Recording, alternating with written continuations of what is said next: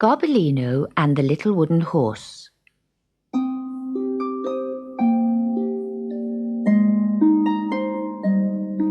As daylight faded and the stars appeared in the sky, the witch became more and more cheerful. She tried to tempt Gobbolino and the Little Wooden Horse with all sorts of tasty food from her cauldron, but the two little friends were not hungry. All they could think of was the magic circle round the bottom of the mountain. The witch had told them that anyone who tried to cross it would frizzle and never be heard of again. "I am going out for the night on my broomstick," she said, and with a cackle flew out of the cave. The moment she was gone, Gobbolino dragged the witch's book of spells into a pool of moonlight. Together, the two friends began to read. They read every page until at the very end they came to some lines in tiny print. "To undo a spell, use 8 parts clean spring water and 4 parts fresh fruit juice and 8 parts clean new milk. Mix all together and stir with a clean left hand, together with the blessing of a good man and 5 tears of true sorrow. Splash this on the spell and it shall be broken." The Little Wooden Horse skipped for joy. "We can make the mixture and break the magic circle," he cried. "Wait, wait," warned Gobbolino. "We may find the spring water, the milk and the fruit juice, but what about the good man's blessing and the tears? Perhaps our friend the old priest could bring us the blessing. We can ask the bats to fly over the magic circle and take him a message. You wait here, Gobbolino." The Little Wooden Horse set off down the mountainside, and soon he arrived at the bats' caves. The bats thought they were the best homes in the world, now that Sutika no longer tried to chase them away. "We could not go back to the church, even if we wanted to," they said. "Somebody has put a magic circle round the mountain, and we could not fly over it without being frizzled. The only trouble is that 2 or 3 of the younger bats lagged behind, and now they can't join us. They are still living in the rabbit burrows outside." The Little Wooden Horse walked towards the few bats he could see whirling and tumbling in the moonlight at the edge of the plain beyond the magic barrier. "Listen to me," he called. "With your help, the magic circle can be broken, and you can come to live in the caves. All you have to do is to take a message to the old priest. Tell him that Gobbolino and I are trapped on Hurricane Mountain by a terrible magic. We need his blessing to break it." The young bats did not want to return to the church, but finally one of them agreed to go. She arrived in the grey light of dawn just as the priest was unlocking the door. She flew down and perched on the priest's shoulder. Then, to his amazement, she began to twitter in his ear.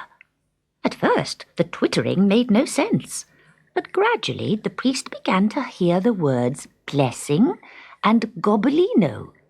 He could not understand much more, but he could see that the bat was nervous and worried. And then he remembered meeting Sutika the previous day.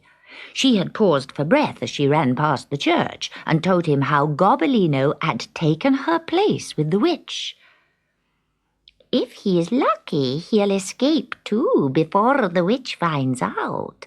But I think I should get to the other side of the stream. You see, witches can't cross over running water. Once I'm on the other side, I'll be safe.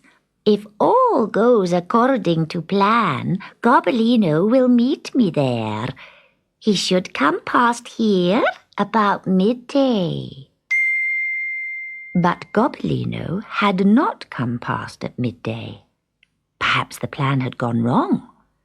Perhaps the bat was trying to tell him that the little cat needed his help.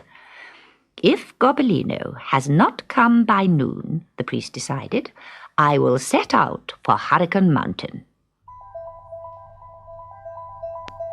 On the mountain, Gobbolino and the little wooden horse were busy collecting all the things they needed to break the spell. The witch had returned at dawn and had immediately fallen asleep. She was snoring loudly. They found an empty pumpkin, which would make a good mixing bowl for the ingredients. They pushed it into the darkest corner of the cave. Then, taking 2 jugs and a small clay cup, they walked out onto the mountainside. They met some wild goats who willingly filled the clay cup 8 times with milk and showed them the way to a valley full of bilberry bushes. By mid-afternoon, they had crushed enough berries to fill the cup 4 times over with fruit juice.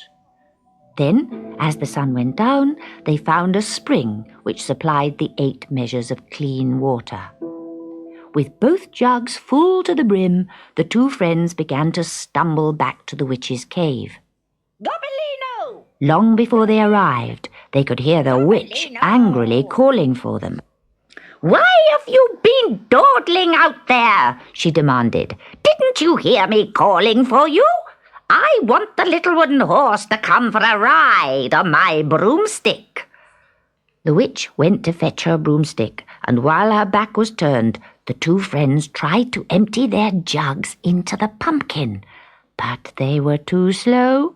Despite her bad eyesight, the witch saw that they were up to something. She came and poked at the pumpkin, which promptly fell over and emptied its contents on the floor. Well, you have been busy, she said as Gobbolino and the little wooden horse wept tears of disappointment and sorrow into the pink mixture. Now, come along, Dobbin. Jump up behind me. Very reluctantly, the little wooden horse climbed up behind her. But the broomstick would not leave the ground.